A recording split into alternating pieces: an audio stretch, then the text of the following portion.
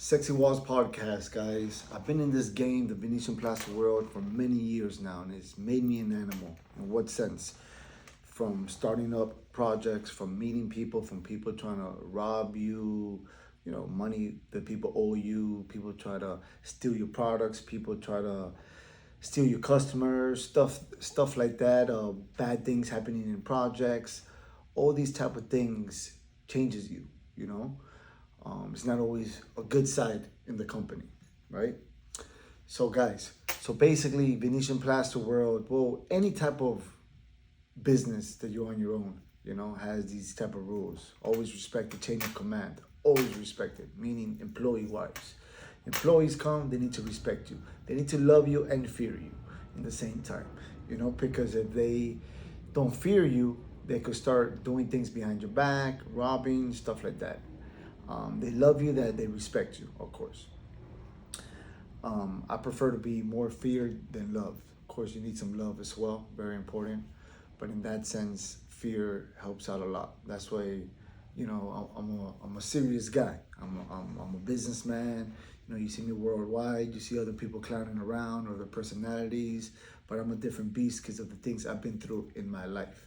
So, work-wise, people that come and go, employees, you know, all the employees that come work for me, they love me, so much respect because of the things I've done in this industry, stuff like that. And then some of them start disliking you. Why does somebody start disliking you? Could be many things. One of the things is because they start getting jealous of you. Well, they cannot achieve what you have, and that's a big breaker. They can't achieve it. They just they don't understand it. It's because the mindsets are different. My discipline is different. You're a beast. A beast is not just working. Beast is the whole mindset of how you wake up, of how you do business, how you do things in life. It's a whole different mindset, and if you don't have it, you don't have it. You can't really teach that. It's very hard to teach. I explain it to people, and some people can do it, some people can't. So the discipline I have is completely different than anybody that I've ever met. It's just the way I am. It's just who I am. That's why there's leaders, that's why there's chiefs, and that's why there's Indians. So people that come and go and they start envying you, start talking behind your back, start trying to steal your customers, try to steal product from you, stuff like that. And the funny part is that you do a business negotiation with this person. I'm going to hire you. This is what I'm paying you. And what I want from return is you to work. It's a simple transaction. You work, you get paid. That's all it is. Remember, you're an employee, okay? These employees start feeling that they're entitled to things. You know what I mean? So you have good employees, so you have to know how to manage that. I want my whole team to be doing good. If I do good, they're doing good. I want my whole team happy. I want them with good cars. I want them with good clothes. I want them to be looking good. And I teach that, But what happens is that some have an addiction to other things. They could be a drunk. They could be a druggie. They could be a man whore. They could be whatever it is. And that overpowers you at work. And that's what could kill a relationship. That's what could kill, because what you do is you work and you save money, you buy yourself a house or rent, you got yourself a car, so you're paying this. So I teach this in my classes. You know how much money you need to feed your lifestyle, your life, blah, blah, blah. You need that. If you start spending your money in other things that you don't need, a side chick, a side man to the man, you start buying gifts, you start giving money to people in different countries, whatever it is. I'm saying this because I know people have done it. And that's what starts bringing you down. And then you want more money. And then a person that needs money is very dangerous because they start robbing from you. That becomes dangerous. Robbing you from stealing jobs, talking to your customers, doing that. And I dislike that. The most important thing to me is honesty, loyalty is super important. You can be a great applicator, but if you do not have honesty, if you're not loyal, I don't want you. If you're a bad apple, a bad seed, and you're gonna start making my other apples bad, my whole team bad, you're gone. And it's happened. I bring in good people that love me. I leave them alone with my guys with a particular person, the next day you see their mood change. And you're like, what happened? The only difference is I left them with that person. And that person starts talking, because what happens is that, for your owners to know, what happens is that when you have an employee and then you bring somebody else in, they get threatened that this person is going to take my job. So what do? They start talking crap to that particular guy, so that guy's like, I don't want to work for this guy, you know what I mean? And then they end up leaving. They learn as much as you want, they use you, they learn as much as they want, and then they leave, you know? Now, to me, those people are dumb, because they don't start realizing, wait, this guy's talking crap about this guy, but he works for him, and he still works for him. He's talking crap for me to leave, but he's still here. Like, let me put one on one together. That's why I think some people are fucking stupid, you know? Very, very, very dumb. They're still there. And then they leave. And then they leave with a negative mindset of this particular person that they start talking bad, right? And then they start continue watching the video, and they start noticing that person's still there. Like, why is he still there if this other guy's so awful, right? So you have to be smart in that sense, you know? You come to me, you're gonna learn from the best. You're gonna learn. Everybody who's came to me has started their own company, has started their own things. So that's why it's hard to keep good employees, because then everybody wants to do it on their own, you know? And that's the hard part. So you have to be careful how you teach people things, because I need employees, right? Everybody needs employees, right? But everybody wants to do their own thing, and it's understandable. I wanted it too, and I did it. The thing is that not anybody could do what a business owner does. You could be a great applicator, but you suck in communication. You suck in talking to people. You suck in closing deals, and that doesn't help out, you know? You're great with a trowel in your hand, but you suck in different aspects of the business. And that's why you need a leader there to do that. I'm the guy who gets the jobs, talks to the customers, close the deals, and then I put my employees in while I'm working in these jobs. I'm the main applicator in these jobs, and I'm still going making samples, doing projects, stuff like that. So it becomes very difficult. My lifestyle's way hectic because of that. It's very hard to trust people in this industry. And the goal is to try to find somebody good. And then when you do find somebody good, you treat them good, meaning you pay them good, bonuses, you know, you want them to have the best for you, you know, and I do that.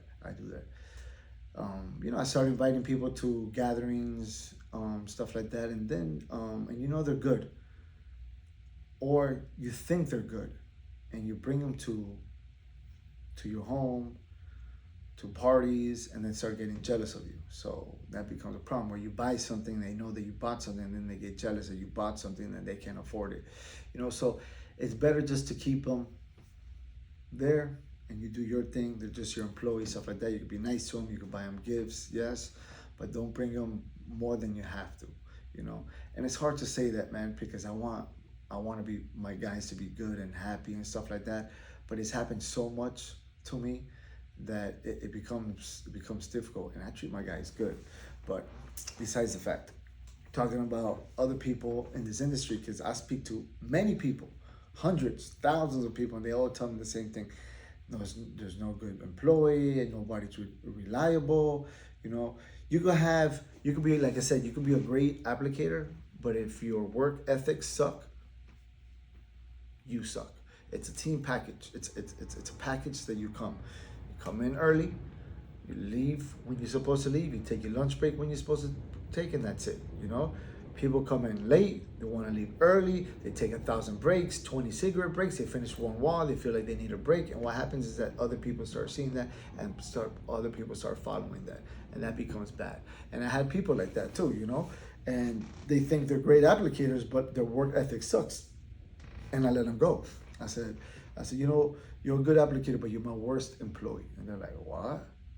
I'm your worst employee? I'm like, yeah, and because all the negative things that they do. You're a good applicator. I'm not doubting that. But your work ethics is horrible. And that's what I try to teach in my classes. What I try to teach people is work ethics is super important. That's why when you tell somebody you're going to do something, you're there. Or a certain time, I'm there. That's one of my main goals. Sometimes there's jobs that call me that I don't really want, so I don't pay too much attention to them because I don't want them. I've got into a position in my life that I could pick the jobs I like, and that's your goal that you want. That you could pick. There was a time that I took every job. Yes, I got you. Yes, I got you. Yes, I got you. and it was overwhelming. And you know, some projects are good money, some projects are not good money. You know, but I was taking everything. And now I'm in a stage in my life that I could actually choose the jobs I want. Even if it's not that much money, I like it because of where it's gonna take me. Good company, good people, a lot of parties in this place, so they'll see my walls, stuff like that. You know, I see a lot of different things in it. But my goal is to always do this project. But there's some stuff that I don't really want to do. They want me to do something, and I'm like, I'm not really want to do that particular project, you know. So I'm not sweating it, and then you lose it, and it's not because the work ethics is bad. It's because you're in a position that you can pick your jobs, and you really don't want that job. You know what I mean?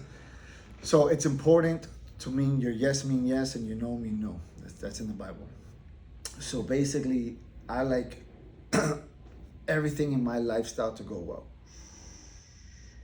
I want positive people around me. Any negative people around me, I let them go. I don't want to hear sad stories. I don't want to hear them. You don't want to hear my sad stories. I have many sad stories. I don't say none of my sad stories. Look, if I wake up today feeling sick, I still got to wake up, brush my teeth, take a shower, and go to my projects, okay? I don't care how I feel. I still got to do things. It's because I'm a boss. That's the things I do. If I don't care how I feel, you think I'm going to care how you feel?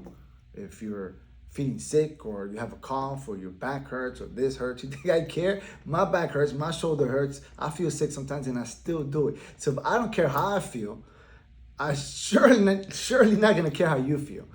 So don't tell me how you feel, because I don't really care, you know? I have employees, I feel sick, you know, and sick meaning like, I have a little cough.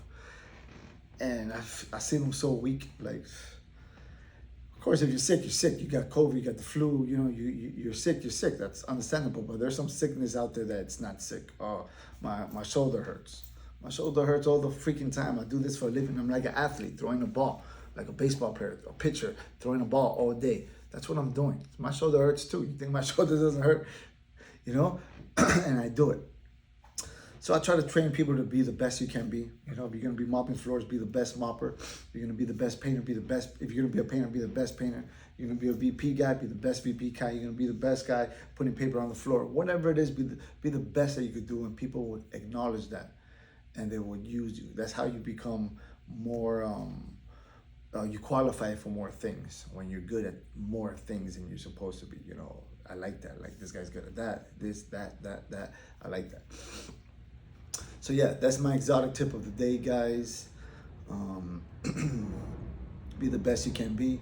Focus, be strong, and guys, it's nothing but positive vibes, and your business is gonna go super high if you follow these steps. Trust me. You know, it is what it is. Don't let none of these employees make you feel sad. Don't let none of these employees try to rob you. You have to put your feet down, because if not, they're gonna continue doing it. You know, and this is from experience, and it's from learning from all these other people. I learn from people's mistakes. You know what I mean? Not from my mistakes, because I rarely have them, because I learned from other people's mistakes. You know, I've been doing this business for a long time, learning how other people do it. And when I was ready, boom, I came strong. So guys, exotic tip, Sexywalls podcast, exotic wall finishes. This is how we do it, guys.